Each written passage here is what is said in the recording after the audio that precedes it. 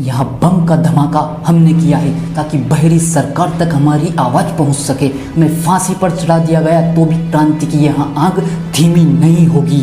हमारे फांसी पर चढ़ जाने से देश में क्रांति की यहाँ ज्वाला और भड़केगी और इतनी भड़केगी कि एक दिन अंग्रेजी हुकूमत को जलाकर राख कर देगी। ये आग उगलते शब्द महान क्रांतिकारी शहीद आजम भगत सिंह साहब के हैं, जो उन्होंने अंग्रेजों की सेशन कोर्ट में खड़े होकर बोले थे। उनके इन्हीं शब्दों से बौखलाई अंग्रेजी सरकार ने उन्हें खत्म करने का मंसूबा बनाकर अदालती नाटक किया और समय से पहले ही उन्हें फांसी दे दी गई। भगत सिंह साहब यही चाहते थे कि उनकी शहादत से देश का हर नौजवान भगत सिंह बनकर उठ खड़ा हो और क्रांति की ऐसी ज्वाला भड़काए कि अंग्रेजों को भारत छोड़ने पर मजबूर हो जाए। भगत सिंह साहब ने अपने पिता को एक खत लिखा था। पिताजी, मुझे गृहस्थी नहीं आती, आज़ादी चाहिए, इसीलिए मैं घर छोड़कर जा रहा हूँ। मेरी ज़िंदगी भारत माँ को आज़ाद कराने के लिए एक बंधन में बंध चुकी है जिसे कोई भी व्यक्ति काट नहीं सकता। अपनी ज़िंदगी में मुझे सुख चैन प्राप्त करने की कोई ख्वाहिश नहीं है। मैं तो अपनी पूरी ताकत से देश के खातिर लड़ना चाहता हूँ। वह दिन दूर नहीं जब आपका बेटा ब्रिटिश साम्राज्य के छक्के छुड़ाकर उन्हें यहाँ से भगाने पर मजबूर कर देगा और मुझे उसी दिन का बड़ी बेसब्री से इंतजार है। यदि मुझसे कोई खता हो गई हो तो मुझे माफ करना, आपका बेटा भगत सिंह। समय अपनी अबाध गति से चल रहा था, 3 महीनों में परिवर्तित हो रहे थे और इसी बीच सरदार किशन सिंह की पत्नी ने एक बालक को जन्म दिया। यहाँ बात 28 सितंबर सन 1907 की है। बालक का जन्म लायलपुर के बंगा नामक गांव में हुआ जो अब पाकिस्तान में है। बालक का जन्म इतना भाग्यशाली माना गया कि उसके पैदा होते ही सरदार अजीत सिंह, सरदार स्वर्ण सिंह और सरदार किशन सिंह को जमानत पर अंग्रेजों ने रिहा कर दिया। वे तीनों घर आ गए।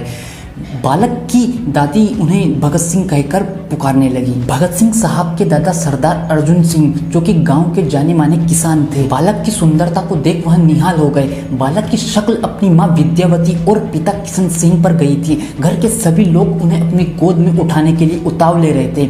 भगत सिंह साहब के मुस्कुराने का अंदाज सभी को भा जाता।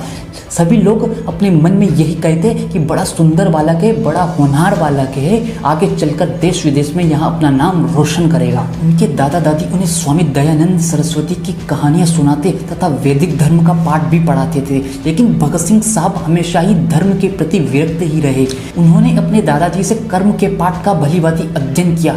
एक दिन भगत सिंह साहब के मित्र जयदेव ने उनसे पूछा, मेरे दोस्त, आप अपने जीवन में किस प्रकार और कितनी सफलता प्राप्त करना चाहते हैं? तो भगत सिंह साहब ने जवाब दिया कि दोस्त, मैं इस देश के कोने कोने में क्रांति की आवाज़ उठाना चाहता हूँ और यदि मैं इसमें कामयाब हो गया तो यही मेरी ज़िंदगी की सबसे बड़ी सफलता होगी।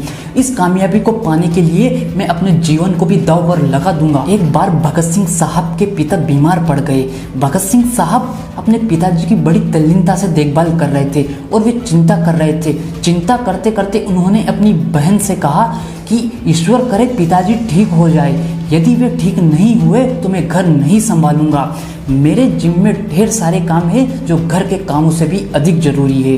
भगत सिंह साहब के जीवन पर उनके दादाजी की छाप पड़ी थी। उनके दादाजी जैसे निडर थे वैसे ही निडर भगत सिंह साहब भी थे। वे हमेशा अपने दादाजी के उसूलों और आदर्शों पर चलते थे। जय हिंद, वंदे मातरम, भारत माता की जय, इंकलाब जिंदाबाद, सत्यमेव जयते, राष्ट्र देवो भव, सर्वे भवन्तु सुखिनः।